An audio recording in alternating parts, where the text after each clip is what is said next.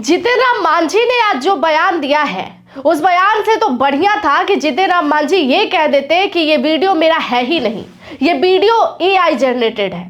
दरअसल अपने बयान पर सफाई देते हुए आज जो जीतन राम मांझी ने कहा है वो बिल्कुल लग रहा है कि झूठ पर पालिश मारने वाला काम है। यानी कि अगर गलती किसी से हो जाती है तो उसे छुपाया कैसे जाता है, इस बयान को सुनने के बाद आपको पता चल जाएगा।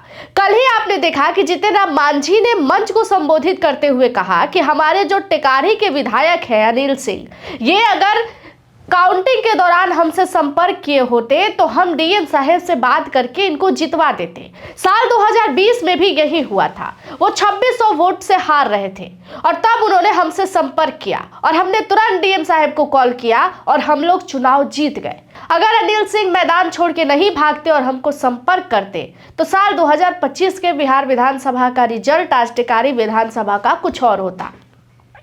ये बात जो है भरे मंच से जीतन राम मांझी ने कहा, लेकिन आज उसी बात पर सफाई देते हुए जीतन राम मांझी कह रहे हैं कि हमने रीकाउंटिंग की बात की थी।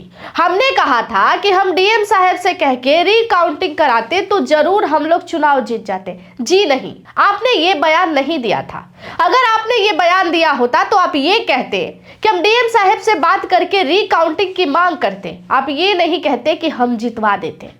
देखिए, ये नेता दरअसल बेवकूफ तो बहुत बनाते हैं और ये बेवकूफ बनाते किसको है? जनता को। इन्हें लगता है कि जनता को कुछ समझ में ही नहीं आता, जबकि ये समझ नहीं पाते कि आप जिस ओहदे पर बैठे हैं वहां तक पहुंचाने वाला कोई और नहीं बल्कि जनता ही है।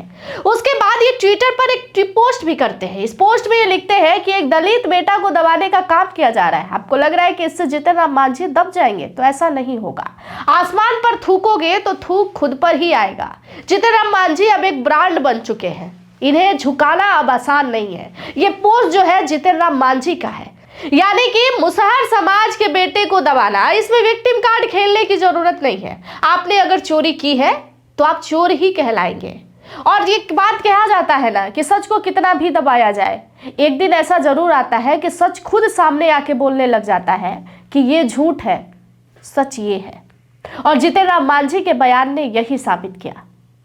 एक बार पिछले वीडियो पीछे आपने देखा कि कितनी बार तेजस्वी यादव ये चिल्ला चिल्ला के कहते रहे कि मेरे साथ कुछ ना कुछ तो दिक्कत होती है।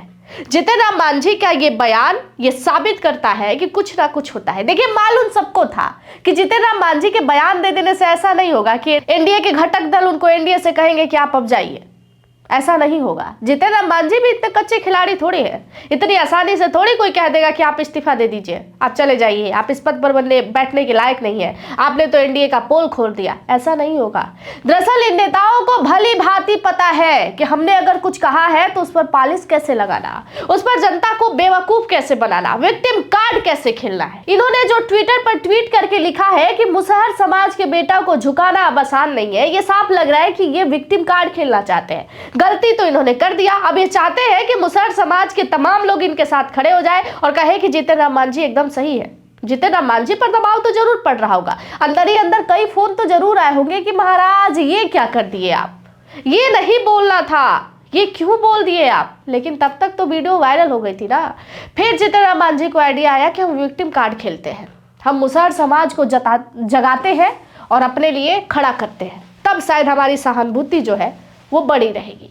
आज मीडिया से बात करते हुए कहते हैं कि हम रीकाउंटिंग की मांग कर रहे थे, हमारी वीडियो को तोड़ मरोड़ के चलाया जा। दरअसल जीतन राम मांझी जी, इसको कुछ भी तोड़ा मरोड़ा नहीं गया है, आपने जो कहा है वही वायरल हो रहा है। आप कहिए कि अब हमें मुंह छुपाने के लिए जगह चाहिए, क्योंकि बार बार अब जब भी वोट चोरी का जिक्र होगा, जब भी तेजस्वी यादव अपनी हार की जिक्र करेंगे, तब जीतन राम मांझी के इस बयान का जिक्र जरूर होगा। और जीतन राम मांझी ये भली भांति जानते हैं कि अब छुपना और बचना तो दोनों जरूरी है। इस खबर पर आपका क्या राय है, कमेंट सेक्शन में जरूर बताइएगा। बाकी की तमाम जानकारियों के लिए जुड़े रहिएगा हमारे साथ।